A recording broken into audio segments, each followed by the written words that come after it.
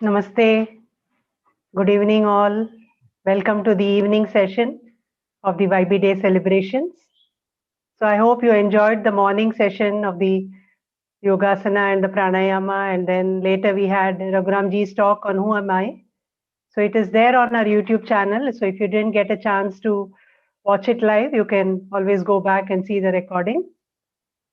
So, sit comfortably before we start today's session.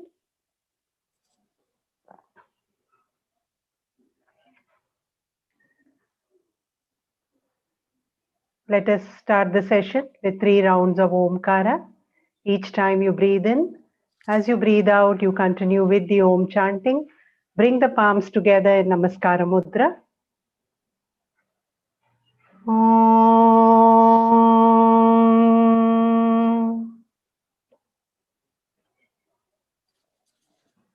Om.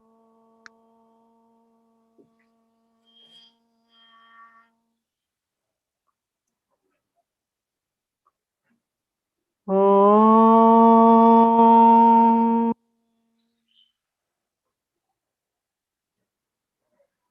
Namah Shri Yatirajaya Vivekananda Suraye Satchit Sukha Swarupaya Swamine Tapaharine Swamine Tapaharine.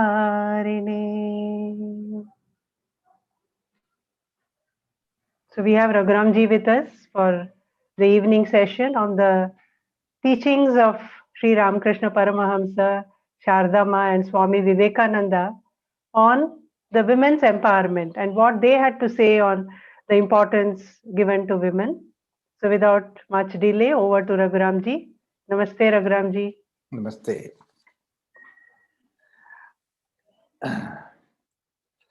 Welcome you all on this celebrations of Yoga Bharati Day. Yoga Bharati is an organization essentially not only the spreading of yoga, but more important thing is to imparting the spiritual value, spiritual journey, sadhana, and then upasana. These are the aspects which are the crux of the whole thing. In fact, yoga minus the spiritual journey, it is not really what is yoga is for. Therefore, basically that we need to integrate this aspect of it. Very strongly, Yoga Bharati incorporates that aspect of it. We want every person who comes for our yoga classes in touch with Yoga Bharati to his or her own extent that they should become the sadhakas in the sense of that spiritual journey they take it. And not only that, we would like to make it appear that presented. This yoga sadhana, the spiritual sadhana, is not like a difficult, arduous, and painful journey. It is something which is like a celebration. That's how basically we would like to present this. Now, in this context, that today I was looking at this aspect of the trio, Ramakrishna, Sharada Devi, Vivekananda. The advent of this trio has various different aspects in it. One thing everybody knows about it is that Hinduism is recognized by the whole world, by Vivekananda going to the Parliament of World Religion. And second thing we see is that the whole set of beautiful sannyasa organization is created by Swami Vivekananda and then disciples in the form of Ramakrishna order. And any sannyasin that you find it in Ramakrishna order have that commitment for that. And third is that together with that, they also have the service mission that is there, hospitals and then orphanages and then village rural development centers. Name it, they have so many things. Apart from these things, there is another thing that this influence of Ramakrishna, Sharada Devi, Vivekananda has given is that they are so friendly fraternity with all other spiritual organizations. So they can bring the spiritual organization on one fold. So that's why they may not be people who are directly connected with Ramakrishna Vivekananda kind of orders. But then they all feel that they belong to that. And Yoga Bharati is one such center, feels that yes, Vivekananda is our guiding behind it. Ramakrishna is supposed to be like a deity in front of us. So everywhere that you find this kind of a thing manifesting everywhere. So that's why I thought that on this platform today, let us look into this idea of what is this trio that they are actually for. As we have seen that often we have also looked into that 1857 War of Freedom of Country, extraordinary degree of war, which later on, unfortunately, historians projected as the Sipai movement. But it is not Sipai movement, but it was basically a the whole full-fledged war of freedom that India has done for British rule, colonial rule, and that was led by one woman called as Lakshmi Bai, Jhansi Lakshmi Bai.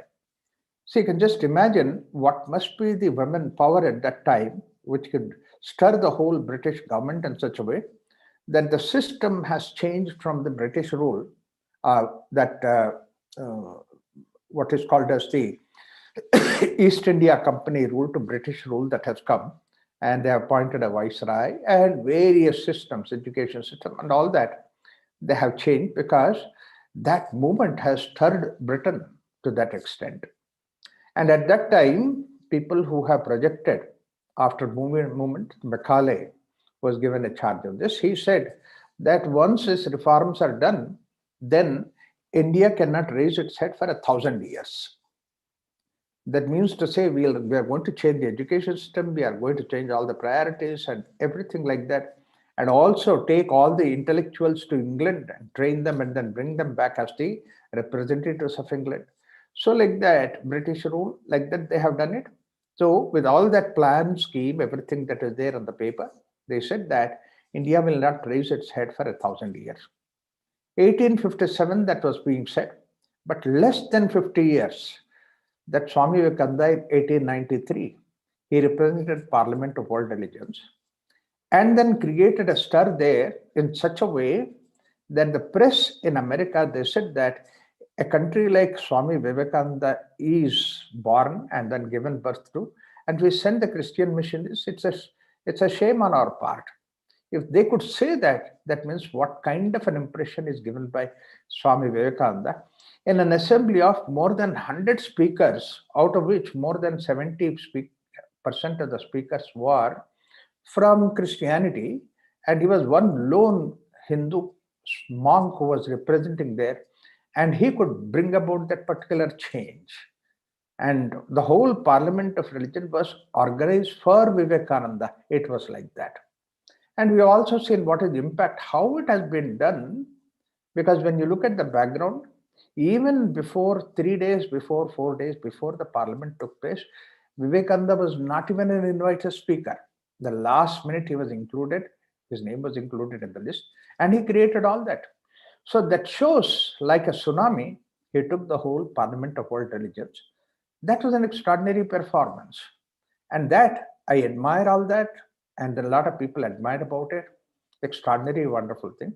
Not only that, afterwards, Swamiji created such a big movement in the whole population of India about the freedom of the country.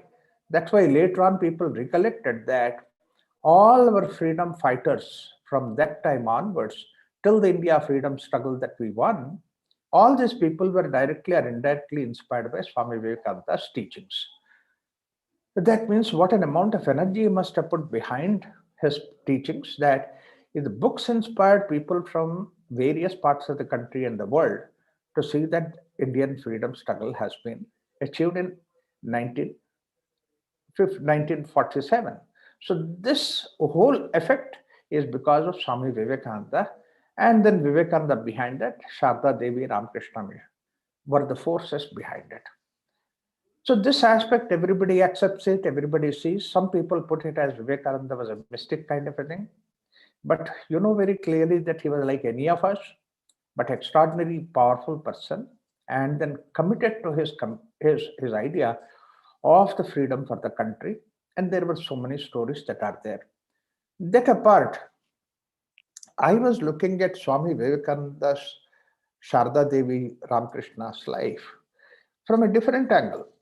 And that is, India is another place in the whole world, that is one place which has given respect for the womanhood. Right from the beginning, from the time of ancient wisdom, 10,000 years, we see that what is the place that women are given in India.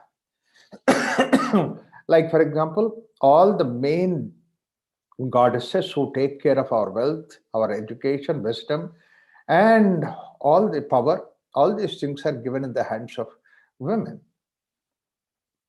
Like the way that we have Saraswati, Lakshmi, and then Parvati or Durga.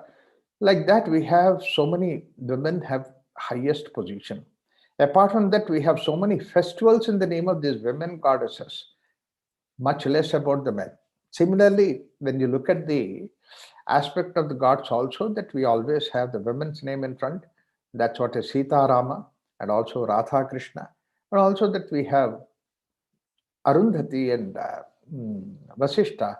So all these things show that women have equal or at least better place than the men placed in the society. It's not in the question of women against women, man kind of a thing in the society. Never existed. They only existed as complementary to each other. But then women takes bigger role in shaping the society, in shaping the culture. In fact, if this culture survived, it is because of the women. That's what we have. Another important aspect of this is that even the people who have really created problems in the society in Ramayana, then when you see, it's all women. On one side, Manthara came and gave a turn to the Ramayana. On the other side, then another person, Shurpanaka, came and gave a turn in this whole thing. So it looks like that they gave a turn. But then when they gave a turn, it was for the good. Manthara sent Rama to the forest. How many things that happened? Shurpanaka was cause for the Sita's abduction, but look at the way that eliminated all the that is there. So that seemed to be that there is a women force that was so strong in this particular culture, where all these things have really taken place. So therefore, even Swami Vivekananda, Ramakrishna Paramamsa, they also, in my view, has contributed extraordinary, wonderful degree of respect for this womanhood in their lifetime. So that's why there are few incidents in the life of Ramakrishna Paramamsa, Sharada Devi, and Ramakrishna Vivekananda. I would like to share a few of them because their life is such an extraordinary information that is there. To cover all those incidents, all those ideas in detail, it becomes really too difficult. Another thing is, if I go on listing the incidents that are there, then what happens is I will only be presenting a list, not presenting the actual spirit with which it has gone. So more important thing is, let me give few ideas, few incidents, but but more in the form of what exactly would have taken place, the picture that is there in front of us, because of which that this particular incident, these particular incidents become extraordinarily important for the mankind. When you read the books, you may not find these books giving us that kind of a energy behind it, that kind of a power that is behind it. But actually, when you look at the incidents, they're much more powerful. That's why we have to read in between the lines behind all these incidents that were there in the Ramakrishna Paramasa Sharada. We know that Ramakrishna Paramasa, he was born in uh, Kamarpukur, and then he was there at the Kali temple in Dakshineshwar. And then he joined there Dakshineshwar as a temple priest. His brother was a person who was working with Rani Rasmani, and then he made him as a priest. But that was like an opportunity for him. Actually, he was there as a young boy there, and he was so totally involved in the bhakti of the Devi, Kali, that is there. So deeply he was involved during the period of time that he was as a priest. Then what happened was that people thought that he will not get married, he will become mad. So, like that, they were all thinking from his village. At that time, Ramakrishna himself suggested that I'm going to get married. And he suggested a girl. and that is there growing up in Jairam Bhatti. So how did he know about that? Intuitively, he came to know about it. So people believed him and then went in search of him, in search of that girl, and then they found this Sharada Devi who was growing up in Kamar in Dakshina in Jairam Bhatti, and but only thing is she was so young. But then because Ramakrishna suggested, they got married. Once they got married, Ramakrishna went back to his temple and then engrossed in his puja because she was so young that she could not travel with Ramakrishna to Dakshineshwar. But then in the process, what happened is that look, she was a chosen bride by Ramakrishna. It was not any ordinary kind of a lady. If anybody that would have been married, and only thing is they could have found somebody in Kamarpukur itself or nearby, not all the way in Jairam Bhatti. But anyway, the years rolled and Ramakrishna was so engrossed in his puja, and then Sharda Devi grew to about 16, 17-year-old young girl, and particularly in the rural places, India, that you can you are staying at the mother's place after marriage until you are 16, 17. You become like a suspect, laughing at everybody would laugh at you, and they started making fun of Sharda Devi. And not only that, the news spread around saying that, I mean, your husband has become mad. He is not, he lost his sanity, he's insane. And he is like a temple priest that is there. He will never come and take you. So this was the kind of message that went around. It was like painful for Sharda Devi, who never saw her husband when he had grown up, never met him after she attained puberty. So one day she decided that, okay, she will go to meet Ramakrishna Paramahamsa at Dakshineshwar itself. And then her father could not go, therefore her uncle accompanied her. You know, those days people used to go through the forest to go from one place to another place, thick forest, and persons going alone, it's always dangerous. Therefore, they go in the form of a group, and like a pilgrim that they go in a group, and then group will have to go together so that nobody can harm them. So this group was moving, but suddenly, halfway or midway or close to Dakshineshwar, she fell sick. When she fell sick, she could not keep pace with the whole group. And but then group will not stop for one person because that everybody's life is in danger. They move at a particular pace in such a way by the time that it is morning, they go to the next, by midnight, they go to a village, they stay in that village safe. Next morning again they pick up and the journey continues. So this was going on, but suddenly that Sharda Devi became sick. The group did not stop for her.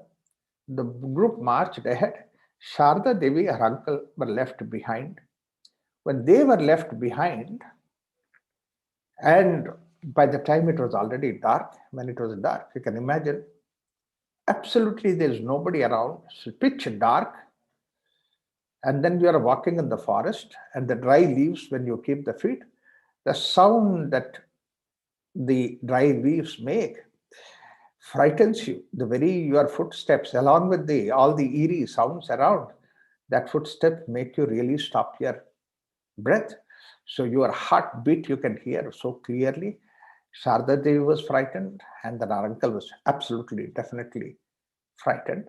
When this was a situation, suddenly there's a thundering voice added to all those things, and that said, "Who is that walking in the forest?" At that thunderous voice, when they heard, immediately they recognized the voice of a dacoit. And that was absolutely finished their hearts. So heart stopped, and then uncle did not know anything, that he was shivering. But in spite of that situation was like that, Sharda Devi just closed her eyes, composed herself, and then with a normal voice, with a simple childlike voice, she said, "Father, my name is Sharada." The word that she said, "Father, my name is Sharada," it really touched the heart of the dacoit. Because probably even his own children would not call him as father. Because dacoit is somebody, nobody likes him. Nobody really has any courage in front of him. But here is a voice that he heard father. Immediately, he was so melted down himself. But then, without showing that, he said, "Why are you walking in the forest?" You mean to say that anybody asked that question? He will just come and wrap them and kill them and all that. But then he said, "Why are you walking in that forest?" She replied, "Now, I'm trying to go to my husband's place for the first time after marriage. And then I'm sick, I'm stuck in the forest. By the time the robber comes near her, dacoit comes near her, and he says, 'My God, if you are sick, then why are you going?' Like that, he's talking to her. When he's talking to her, that talking that he had with with Sharda, his father, his wife heard from behind. She is another dacoit's lady, so naturally you can imagine how coarse she must be. With that coarse voice, she asked husband, "What is it you are talking to somebody? Come on, finish your business and come." When dacoit heard her voice, then immediately, as if he was saved in his life, he said, "Hey, come here, I need you." Then she comes to him. Look at now the modesty of this dacoit. He says to her, "Look, she is Sharda, and then she's going to Dakshineshwar. And then she says she's sick. Can you please touch her and find out whether she is sick?" See, this dacoit is even hesitating to touch her because that his respect for the womanhood has come up like that. And then that lady also, she touched Sharda Devi and found out that she really sick and what to do. So she turns to her husband and she shouts him in anger, saying that, "Look, this lady is sick and you are talking to her. Don't you have a better business?" And then that's like giving a relief for this dacoit. He said, "Yeah, yeah, yeah, please take her inside the tent. And then, meanwhile, let me go to the forest, get some herbs so that I'll make some potion for her and then give it." So the whole night, the dacoit and his wife, they were actually nursing her, giving that juice from the leaves and all that, fanning her and rubbing her feet. So all those things that they were doing to see that anxiously that she would become all right. What a turn of events that has taken place. The uncle who was there, he just couldn't believe his eyes. He said, "Is this what that's really happening?" Yes, that transformation has come because of the simple reason that she believed in that pure love that she has. Out of love, she called him as father. And that itself was something which really changed the whole personality. First time, the touch of love, what is the way it can change? This is what Narada says. Satarati, satarati, salokantarayati. It not only helps you, but the whole world will be changed in front of you when you take this particular idea. And this is the kind of Sharada who was the wife of Ramakrishna Paramahamsa. You can just imagine what kind of a personality, even before she was married, that was the kind of influence. And next morning, she became all right. And this uncle was waiting for that moment that she becomes all right, then they can both escape from the clutches of these dacoits. So immediately when Sharda said, "I'm fine, I'm okay, I can walk," so come on, let's go. The dacoit said, "No, you are not going. Now what is the problem? Because we thought that we could get rid of it, but now what is the problem?" The dacoit said, "You are not going." I said, "Why?" Dacoit replied, saying that, "See, you called me father. And you also said that you are going to your husband's place for the first time. Which father will allow daughter to go to the husband for the first time? I'll go with you." Oh my God. You are a dacoit. The whole world knows about you, particularly the place where we're going. They recognize, the moment they recognize that you are a dacoit, they're just going to murder you and hang you in front of the village gate. Dacoit replied, saying, "That's my lookout. You don't worry about it. I'm going with her." He accompanied her all the way to Ramakrishna's place, deposited her in the temple there, and then he took the food there, rested, and then in the night he came back to the forest. This transformation that occurred, like what happened in the case of Angulimala, in case of Buddha, what happened earlier in the case of Valmiki, that kind of a change occurred in this particular place. Not because of any big person, but it was a small little young girl, 17-year-old. That's what is Sharda. So naturally, that she has that power, one who could really feel that, could see her in her. This was the kind of mother Sharda Devi who was there behind it. Once she went to Ramakrishna Paramahamsa, Ramakrishna received her with such a great care and love and all that. This is another beautiful incident that occurred. How great this whole condition was. It is because that it is supposed to uphold later on what all that's going to come in the future. These are all the foundation stones for that. When she reached Ramakrishna Paramahamsa, Ramakrishna received her, and then after the dacoit and also uncle, they went away, and Ramakrishna now sat with Sharada and asked a very plain question, simple question. You know that I am in service for this Ma Kali in this temple, I am doing this. And for me, that it is the mother. Every woman is like a mother. That's what is my feeling. The same way that you are also for me, like a divine mother. Now it's up to you. I don't want to deny you your relationship as a wife. I don't want to deny you that. The choice is yours. Whatever that you choose, I will accept it. If you say that we should live like a husband and wife, we should have a child, and all those things, that's okay for me. But my wish is that if I would also look at you as the divine mother, then you are not one child, you are many children. So which is your choice? That means open choice was there in front of Sharada Devi. That is the greatest Sanyama, Sharada Devi. She waited for all this time to meet Ramakrishna Paramahamsa. It seems that she does not know what exactly that she wants to meet Ramakrishna Paramahamsa for. Only thing is that she heard that he became like a mad. But then after meeting him, I think that is the moment that the resolution has become very firm. When Ramakrishna gave her the choice, she said, I have absolutely no option at all. I'm very decided in my mind. I'm very strong in my mind.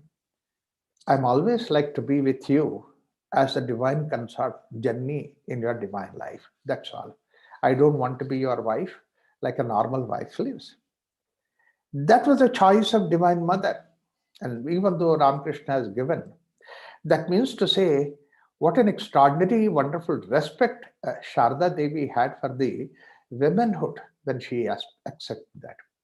After that, there was something like Shodashi Puja, that means basically the women are worshipped by the children, they are worshipped by the girl children are worshipped by the family. Ramakrishna Paramahamsa did the Shodashi Puja on Sharda Devi, that you are the divine personality.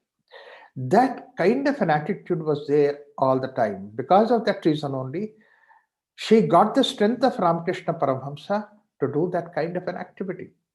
In fact, if you look at the place where Sharda Devi lived, a small little house that is called as Nahabat Khana, where she used to cook food for Ramakrishna Paramahamsa. She was staying in that room, completely covered. All that there was a small little hole in the curtain, and through that hole she would look at Ramakrishna and see that everybody is gone. Ramakrishna is alone. She would take the food and serve him the food, come back to that place. She left Ramakrishna without even going to him otherwise.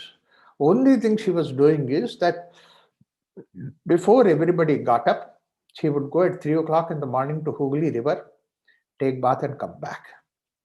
Once it so happened when she went to take bath there, because in that darkness she didn't know where to go. She stepped on some rough surface she felt, and then later on she found out that's not a rough surface, that was a crocodile sleeping on the steps.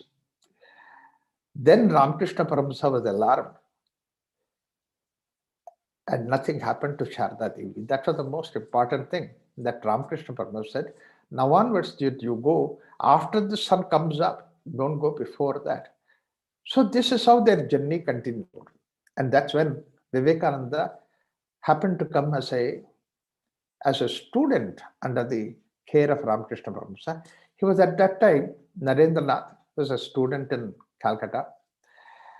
And he visited Ramakrishna Paramahamsa, and that story of visit of Narendranath to Ramakrishna Paramahamsa is also another extraordinary, because Naren was not an ordinary person. He used to go as a child, he used to go along with his mother Bhuvaneshwari Devi, all the temples and the gods, and he had a beautiful voice to sing bhajans, and particularly this Ram Prasad Sangeet was something which was at his favor, the favorite thing, that he was singing all the bhajans. While singing all those bhajans, going to visit all the temples and all that, suddenly one day it occurred to him about, does God exist? And with that question, he was going to various sages, saints, and all that, and nobody could really give him an answer suitably. Everybody would say, yes, God is omnipotent, God is omnipresent. He would ask directly the question, have you seen God? Nobody would clearly say that, yes, I've seen God. Everybody would, I could dodge the question saying that God is omnipresent, God is omnipresent. And this is, every book says it. Not the question if it is not coming from the heart of a human being. He was desperate to find an answer, to get a proper answer. In the process, when he was there, almost like caught up with that question madly, at that time, one day he was sitting in the classroom. The English poem teacher, he said, while giving an explanation on one of the poems, he said that a poet, while writing this poem, he must have had a God experience. That was good enough hint for Vivekananda. Till that time, he was sitting there as if he was not paying attention in the class. Suddenly, that word came up. Immediately, he became electrified. At once, he said, who is this author? Can I meet him? This poet, is there a way that I can meet him? He said the poet lived in England a long time ago. He's not there, so he may not be. He died. But then that gave another hint, which Vivekananda picked up, Naren picked up. He said, you seem to have a knowledge of people who have this kind of an experience, poets. Is there any poet today living anywhere in the world? You please let me know so that I will go and see him. I don't think there is any poet who has that kind of an experience. As if everything drops off at that moment, you get a small little ray of hope to hold on to. And that ray of hope that he threw, saying that there is a saint in Dakshineshwar, and his name is Ramakrishna. People call him as Thakur. People say that he has that kind of God experience. That idea was good enough for Vivekananda. Naren at that time immediately rushed out of his school, ran all the way to Thakur, and then knocked on the door in the afternoon. And then Thakur was there, opened the door. He said, have you seen God? The question that he asked so many saints, the same question that repeated in front of Thakur, saying that, have you seen God? Expecting similar kind of answer like everybody else has given. He also said another person is there who says that God is omnipotent, God is omnipresent.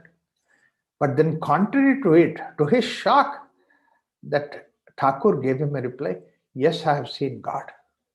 First time that any affirmative answer that he got, which really thrilled him.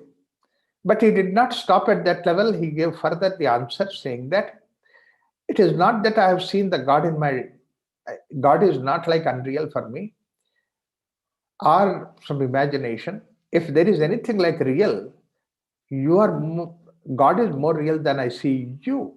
That means seeing you is like a dream.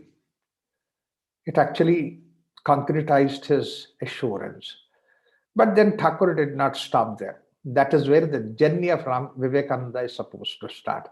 And that sentence Thakur has given, very simple way, very nonchalantly, without any attention, without any particular ado. He said, I've seen God. The God is more clear than I see you now. And third sentence, I can show you God. This is one thing which brought Vivekananda to Ramakrishna Paramahamsa, and the journey continued.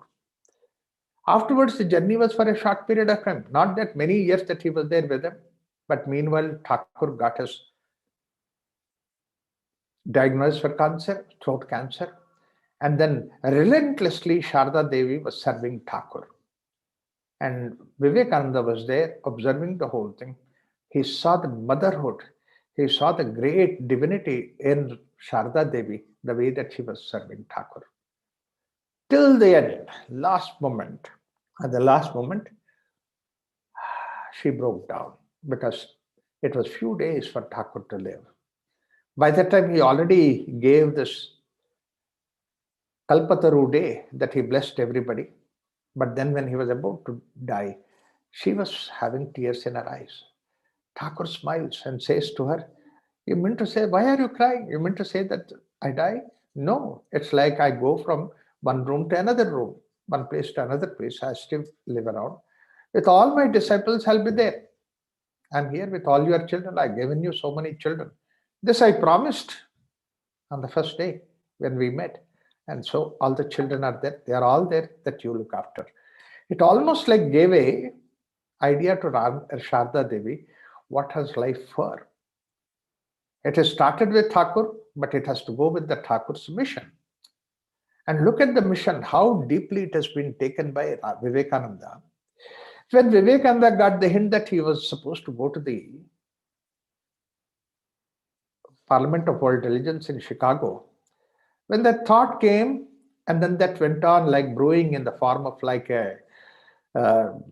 it gained the uh, momentum. And everywhere that he was getting the suggestion, people telling him that you should represent at the Parliament of World Religions in Chicago. He was conflict. There was a conflict within him because he is a sannyasi, and he would like to just wander in the wandering monk in the field of India in a particular land without any food next expecting. And such a person should go to foreign countries. It was like two absolutely conflicting ideas. And people thought that it is because that he was not certain about what's happening. That's not the idea. The issue is that he was going to an opulent country from a place where it's a spiritual on the other side. He was having that conflict. But then it looked like it was Thakur's mission. So when he was in that confusion, that he went to Kanyakumari. And that's where he got the vision that Thakur held his hand, walked him across. Again, he doubted that, is it really the vision that I got, or is it my own mind's creation? See, when man gets into that kind of a conflict, for a strong person like Vivekananda, finally, that he had only one solution that is left for him. He said, let me go to Sharada Devi. He is the most unschooled village kind of a lady living in Jairam Bati. Let me go to her and then take her blessings. The moment he landed there, it seems that Sharada Devi asked Naren, saying that, Vivekananda, "Arey, I thought that you have gone to America. You are still here." That particular sentence has given him a clue that she also wished that he should go to America. So that means to say, finally, when all the things that are, all the intellectual power, everything has dropped, did not help him, he could not take a decision of it. It was finally that surrender to the Divine Mother, Sharada Devi, that helped him. He could see that how the heart can help if the head fails. That's what has taken him to Parliament of World Religions. There also, what really happened was this power of love, this power of this thing. This is what is basically what is the way that Vivekananda has conquered conquered the stage at the Parliament of World Religions. Never he knew the design of whatever the Christian missionaries that they have done to arrange this Parliament of World Religions, that they have already planned all those things, and then they have all the speakers ready. Everything was okay. By the time Vivekananda went there are 2-3 things that happened which were really disheartening. One is, it was supposed to happen in April, but this was postponed to September. Now he doesn't know. He didn't know where to go and where to stay. He doesn't have a place. The second thing is that they said that already the speakers are all decided and the audience are all okay. And then only thing is in September, everybody is coming. So you have no chance to come here. There's a second thing. And third is, you can imagine Chicago in the month of April, what a biting cold it is. And this man went like a simple sannyasi with a simple cloth that is there, just could not sustain him in that court. With all those adversaries that he had to go to some place. Anyway, there was a lot of things that happened. I don't want to get into the details. But finally, he met a professor from Boston who wrote a letter to him, and he sent to him message to his friend at the Parliament of World Religions, the secretary there, Professor Barrows, and saying that here is a man who is fit to represent at the Parliament of World Religions. Ask him to present his credentials is like asking sun to present the credentials to shine. He is more intelligent than all the intelligent people at the Parliament put together. If a professor has to get that idea, what must be the impression that Swamiji has given? Laid on him. And then so, therefore, he entered the Parliament. And now he was hesitating there, in the sense that after a few speakers, then he came to Swamiji and said, Swamiji, you are next turn. Swamiji said, not now. Few more speakers, Swamiji said, not now. Like that, 3 occasions when he said, then they were shocked, they were surprised, saying that this man is going to speak at all or not. Then Swamiji rose. All that time, what was really happening was, actually, it was not given in normal biographies, but somewhere there are 2 persons. One is a Christina and the other is Mary Louise Burke, who were there as an audience at the Parliament. They recollected the experience. They said that when all the other Christian missionary people, they were presenting the idea that you are all sinners and then you are born out of original sin. And we are the people who are the saviors. And Jesus is a savior and we are his agents. When this was being expressed, they thought that that is the way it is because Christianity teaches that. So nobody was to oppose that. They were actually taking that idea. But the more and more that this idea is presented, they felt that as if they're depressed more and more, and the gap between the audience and the stage is so big, we can't even reach these people. And where is the question of reaching the divinity? When this was a situation, another person who was listening to these talks and could not agree with Vivekananda was sitting on the stage. He said, this is not what I heard in the name of religion. In the name of religion, we always respected human being is like divinity, whether it is man or a woman, young or old, educated, uneducated. That's what is the lesson that he heard at the feet of Ramakrishna Paramahamsa, at the feet of Sharada Devi. He knows only to respect Sarve Amritasya Putraha.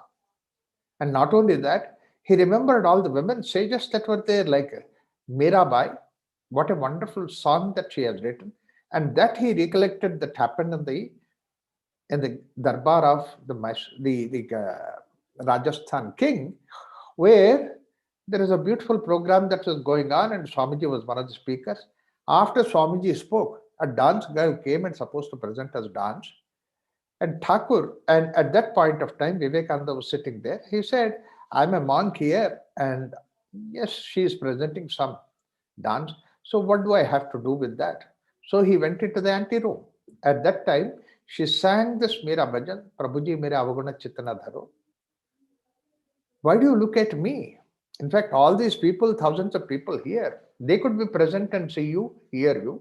But the moment I came, you went back. You mean to say that you discriminate? That womanhood that was there, that lady, when she called that out in the form of a song of Mirabai, immediately Vivekananda came running onto the stage and said, I'm so sorry, mother. You opened my eyes. You opened my eyes. So this is what he was remembering at the Parliament of World Religions. I cannot discriminate. And how can I accept that you are the sinners and we are sitting at the stage, therefore we are saints? But how can he say on the dais, saying that, look, all these speakers are wrong. It is against the Sabha Maryada. Similarly, he recollected the beautiful episodes of Shankaracharya where he says Chandala himself is the same. Where he accepted the Rama accepted the fruits from the Shabari.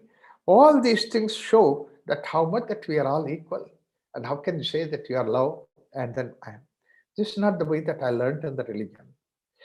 When he was struggling with that, that's why he could not speak.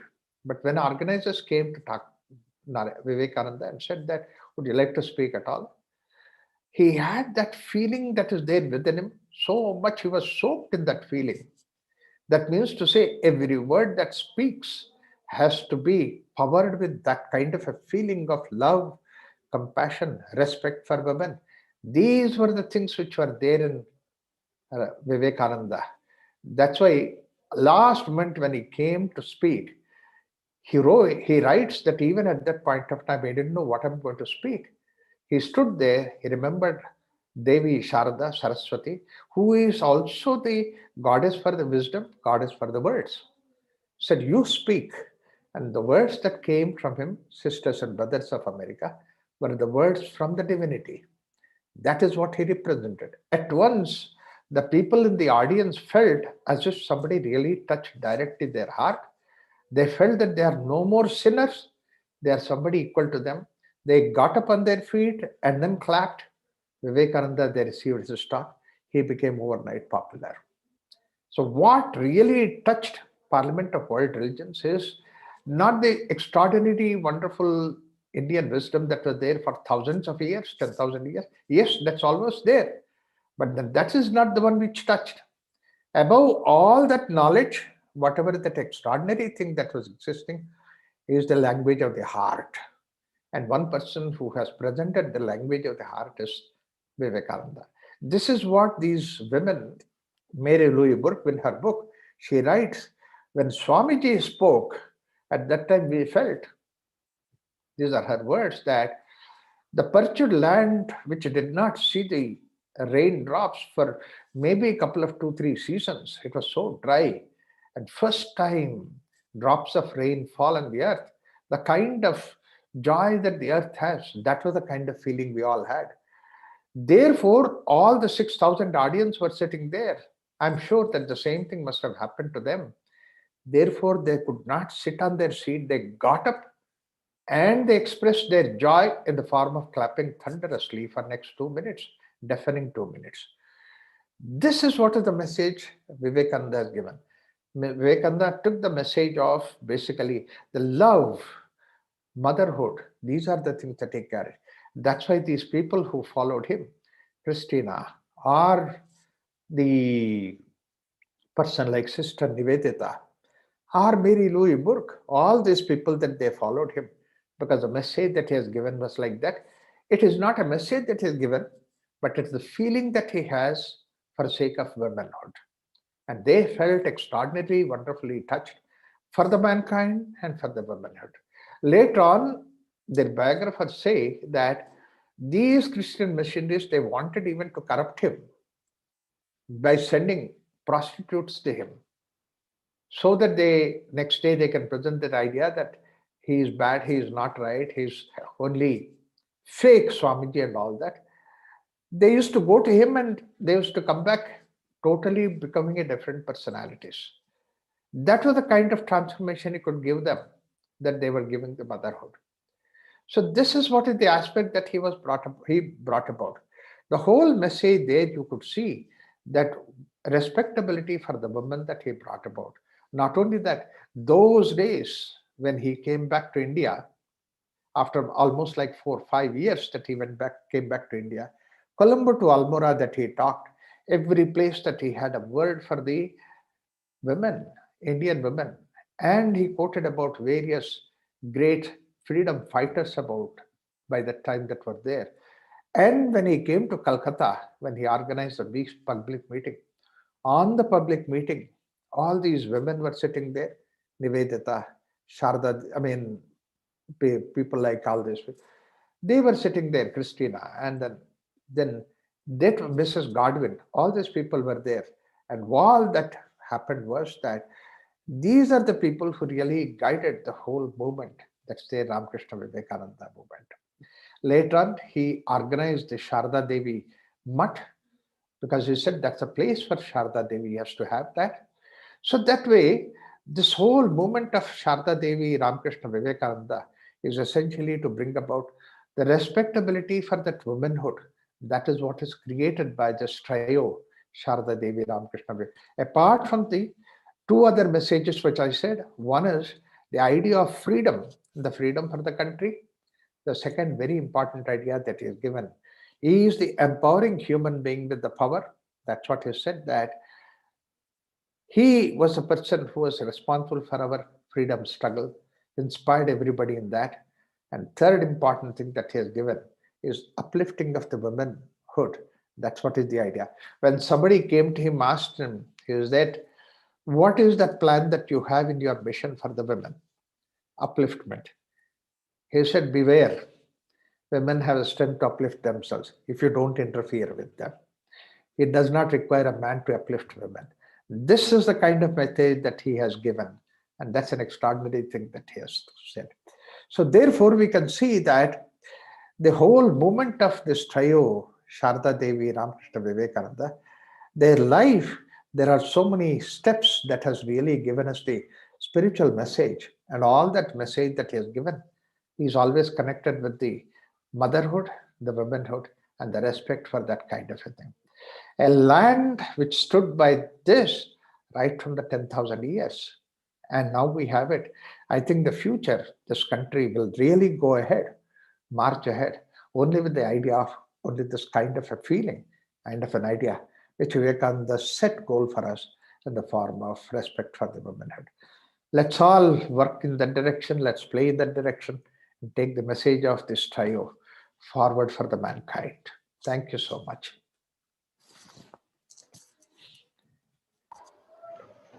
Thank you, Raghuramji. It was a wonderful message that you gave all of us. How the importance given to the women in the earlier times also. But see, nowadays, is it because of the education system doesn't talk about the spiritual aspect that India had to give to the world, that we find that respect to the women is not, we don't find that in the current days? Unfortunately, our history books never presented the greatness of Jhansi Lakshmi Bai, or what we call it as this other Ahalya Bai, etc., all those people. Look at the way 800 women, they have done the Johar in the Rajasthan, and we never heard about that in our history books, in our history. All that we hear in history is about Gandhiji and Nehru and all that. They were great, all right. But then so many other people who contributed, we do not hear anything about that. The second thing, unfortunately, that we had is that Sri Ramakrishna, Vivekananda, Sharada Devi, we have never touched in the history books. It's all outside that we hear about all those things, great people. And look at the greatness of the whole Ramakrishna mission. They never wanted to come to that limelight saying that in the history books, because that they were very humble. And that advantage our government has taken to see that they were never given presented the kind of a role that is there. We hardly have any reference for why about Ramakrishna, Sharada Devi, Vivekananda. Any of the spiritual giants who had given our country that extraordinary, wonderful wisdom. Like we never heard in the college days, school days, anywhere in the history about Ramana Maharshi, about Sri Aurobindo, about all these people. And those days when I was growing up, we had such an extraordinary, wonderful saint like Anandamayi Ma, but we don't hear anything about that. Unfortunately, what happened is that because that we have taken a stand of secularism, all this wonderful message that we used to have, all that has been unfortunately removed from the school syllabus. That's why we never heard about it. That's a badness. That's a bad luck about it. Fortunately, now the change is occurring. People are hearing about that and insisting that these things should go to the children. Yeah. Yes. So I think with that, nowadays, in the name of empowerment and freedom, women have sometimes lost their true purpose. Yeah. Very true. Very true. And they have become stigmatized kind of a words. The moment that anyway you talk about empowerment, you talk about these things, it becomes like stigma. And we are not, and we are anti-secularism. That's what is the kind of people that they have. That I think soon that impression will change. Yeah, so we have women's rights and all that. So Yeah. any message for the present day women? We can end with that message. Yeah. The simple idea that I would like to take is that the women, basically psychologically, they should not feel that they are weak. Especially, they were always strong, even when the earlier system that was there. Look at the way that how much our ancient women used to take care of the society, I mean, take care of the family, individual, and all those things. And not only that, women's activity that were being done, like rearing a child and making him a man and all those things, they were never looked upon as something which is very important.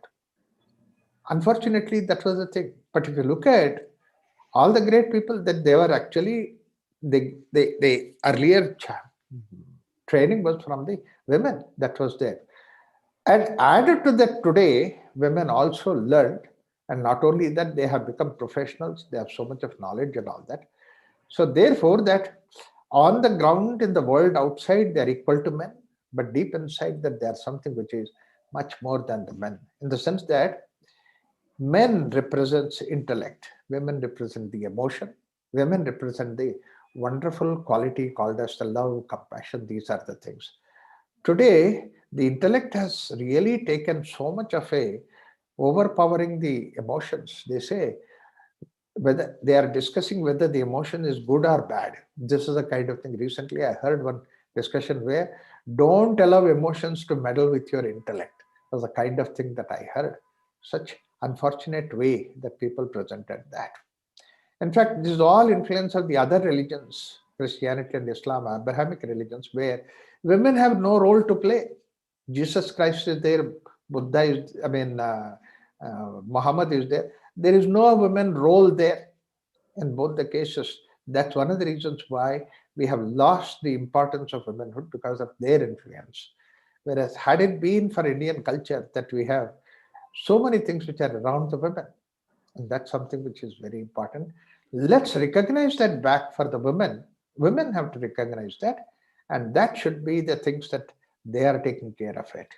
Women always bring the people, and it's always said that the women power and this love, compassion, these are the things which are integrating force. In fact, the other day I was giving a talk where I said, idea of bhakti, it is opposite to vibhakti. Vibhakti is division, bhakti is Hmm. unification. So we need to bring about this unification aspect, and that can only be possible by the women power that is there. When I said women power, it's not that physical women, but it is the womanhood, womenness, and the man also is something which has equally to contribute to that. Let's give a respect for that. Okay. Thank you, Raghuramji. I think that was a wonderful message that the qualities of love, compassion, that Yeah, is also the internal strength, shows the internal strength of the women. Like you said, not only women, but the women qualities in men. right. Yeah. These are So the with that, let's end the session today. So hope you all enjoyed listening to the talk. Palms and Namaskara Mudra. Om Asato Ma Satgamaya Tamaso Ma Jyotirgamaya Mrityormamritam Gamaya. Om Shanti Shanti Shanti.